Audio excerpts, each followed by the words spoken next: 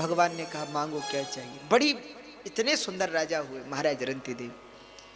उन्होंने अपना संपूर्ण राज्य दान कर दिया। विचार करो, सब दान कर दिया लोगों की सेवा के लिए। स्थिति ऐसी हो गई कि सब राज्य चला गया और जंगल में परिवार के साथ रहना पड़ा, कुटिया बना के। राजा को महल में तो कई दास दासियां, जंगल में कहते कई दिन बीत गए पर खाने को भोजन नहीं, पाने के लिए भोजन नहीं, पीने के लिए जल नहीं, कुछ नहीं। राजा कई दिन तक भूखे रहे। कहते एक दिन एक व्यक्ति उनको कहीं से कुछ भोजन किसी ने दिया। अब दूसरी बात, क्षत्रिय थे, अब मांगे भी कैसे, हाथ भी कैसे फैलाए। राजा तो किसी से मांगे भी नहीं, मांगते भी नहीं थे। कोई आकर के दे जाए तो ले ले, किसी के आगे हाथ नहीं फैलाना। तो राजा कई दिनों तक भूखे रहे, कई महीनों भूखे रहे परिवार के साथ। कहते हैं एक दिन कुछ भोजन कोई आया और द्वार पर रख करके चला गया। कुछ जल, अब निर्जन वन, जल नहीं, थोड़ा सा जल मिल गया। बैठे हुए थे, उस भोजन को 4 हिस्सों में बांटा। पत्नी को दे दिया, पुत्र को, पुत्री को दे दिया, कुछ खुद के लिए रख लिया, बांट लिया। थोड़ा थोड़ा भोजन हिस्से में आया, पर भूख, कई दिन के भूखे राजा, थोड़ा जल वो बांट लिया। कहते इतने में द्वार में एक भिक्षुक आ गया। उसने आवाज लगाई, महाराज भिक्षाम दे, कुछ भिक्षा मिलेगी। रंतिदेव जी बाहर आए, देखा, वो बोला कि मैं 2 दिन से भूखा हूं। अब रंतिदेव कैसे कहे कि मैं महीनों से भूखा हूं। अच्छा महाराज कोई बात नहीं। अच्छा पहले के जो राजा हैं, क्षत्रिय है, उनका कर्तव्य था घर में कोई आए तो खाली हाथ कोई मांग ले और उसे ना दे, प्राण देने को तैयार होते थे। आप कर्ण को देख लीजिए कैसे महादानी हो, अपना कवच कुंडल तक दान कर दिया। महाराज हरिश्चंद्र को देख लीजिए, अपना राज्यपाट सब दान कर दिया और उसके साथ में कुछ और धन की याचना विश्वामित्र जी ने की। बोले राज्य तो मिल गया पर राज्य दान के बाद धन भी देना पड़ता है संकल्प में। तो हरिश्चंद्र ने कहा ठीक है महाराज, दिया। तो बोले दो। तो महाराज पहले राज्य का संकल्प किया, राज्य दे दिया। अच्छा अब धन दो। तो राजा ने सैनिक से कहा जाओ अंदर से धन ले आओ। तो विश्वामित्र जी ने कहा रुको, अब ये राज्य तुम्हारा नहीं है। राज्य हमारा हो गया तो राजमहल भी हमारा है, इसमें जो धन है वो भी हमारा है। अब तुम बाहर से धन की व्यवस्था करो। तो महाराज हरिश्चंद्र ने पत्नी को बेच दिया, पुत्र को बेच दिया, खुद को भी बेच दिया और तब धन की व्यवस्था करके विश्वामित्र जी को दिया। ऐसे सत्यनिष्ठ राजा थे। अब जो याचक आई तो याचक खाली हाथ लौट जाए तो फिर किस बात का राजा, किस बात का क्षत्रिय। अंदर गए, पत्नी पुत्रों से नहीं कहा पर अपने बदले का भोजन दान कर दिया। अब जब दान कर दिया तो याचक ने फिर कहा और भूख लगी, अब क्या करें। तो कहते हैं कि वहां पत्नी ने कहा कि महाराज इसे भी दे दो, दे दिया। अच्छा आप देखिए कि हमारे भारत की जो माताएं रही, नारियां रही, आप किसी भी बड़े श्रेष्ठ राजा को देख लीजिए, उसके जीवन में उनकी पत्नी का बहुत बड़ा योगदान है। आप भगवान राम का जीवन देख लीजिए, अगर सीता जी वैसी नहीं होती तो क्या राम जी अपने वचन को निभा पाते? बोलिए भाई, आज की कोई पत्नी होती हो तो कहती कि महाराज छोड़ो इनका राज्य, नहीं दे रहे कोई बात नहीं, मेरे पिताजी का बहुत बड़ा राज्य, वहां चलते। हाँ पर सीता जी हैं,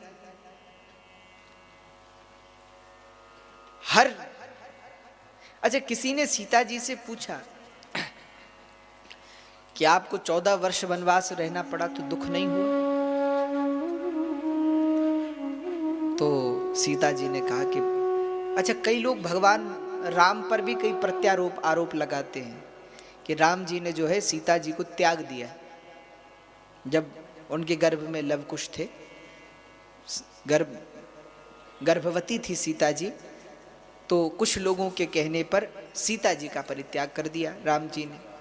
पर आप कभी अगर वाल्मीकि रामायण पढ़ेंगे तो पाएंगे कि जब सीता जी को वन भेजा ना राम जी ने, उससे कुछ दिन पहले जब राम जी ने सीता जी से कहा, एकांत में प्रभु बैठे हुए थे, सीता जी से कहा, बोले अब तुम्हारे द्वारा मुझे संतान प्राप्त होने वाली है, तो बोलो सीता तुमको क्या चाहिए, तुमने कभी हमसे कुछ नहीं मांगा, कुछ मांगो क्या चाहिए। तो सीता जी ने भगवान से कहा कि प्रभु अब मैं गर्भवती हूं, इस समय पर जितना संतों का संग मिले, महात्माओं का संग मिले उतना अच्छा है, क्योंकि कल के दिन हमारा जो संतान होगी वही इस अयोध्या को संभालेगी, राज्य को संभालेगी। और बहुत आवश्यक है कि जिस बालक ने कभी जीवन में कष्ट नहीं देखा होगा, जिसने कभी गरीबी नहीं देखी होगी, जिसने कभी विपत्ति नहीं देखी होगी, वो किसी के दुख को कैसे समझेगा बोलो।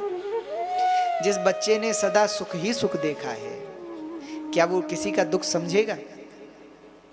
इसलिए बहुत आवश्यक है। और राजा को तो कैसा होना चाहिए, जो हर परिस्थिति में रह सके।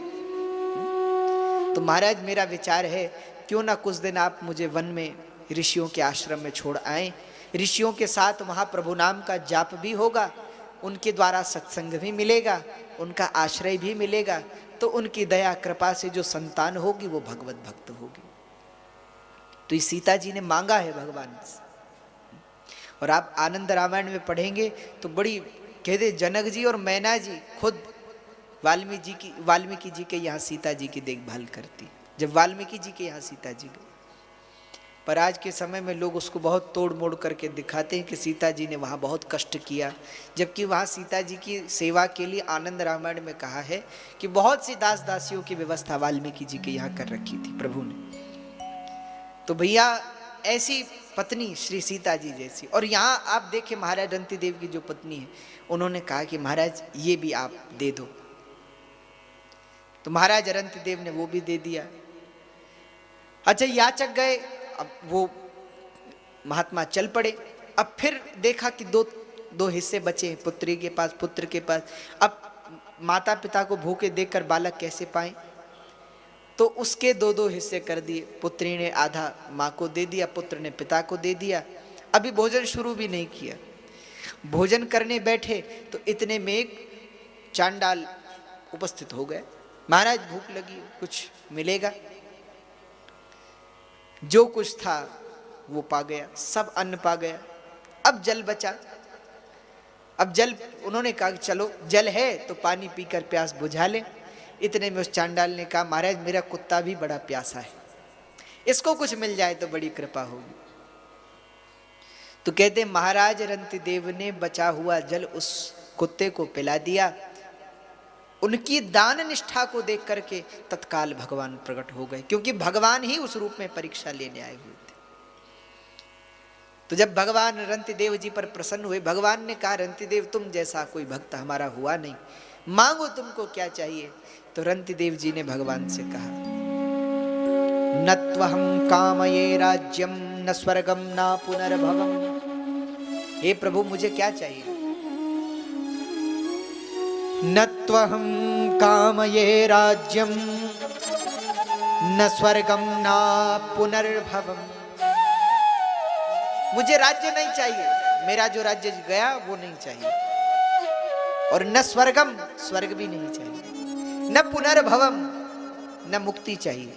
भगवान बोले तो क्या चाहिए? बोले प्रभु मैंने सुना है आप सब भक्तों के हृदय में रहते हैं। बोले हाँ। सब प्राणी मात्र के हृदय में रहते हैं, जीव जंतु पशु पक्षी सबके हृदय में। बोले हाँ। तो प्रभु मुझे भी अपने साथ रख लीजिए, मैं सबके हृदय में रहूं। भगवान ने कहा भाई जब हम हैं सबके हृदय में तो तुम्हें रहने की क्या जरूरत है? रंती देव बोले प्रभु सबके बदले का कष्ट मैं ही भोगूं, किसी को संसार में दुख ना हो, किसी को कष्ट ना हो, मुझे यही दे दीजिए। इस संसार में जितने भी लोग हैं सबका कष्ट सबका दुख आप मुझे दे दो, मैं भोग लूं।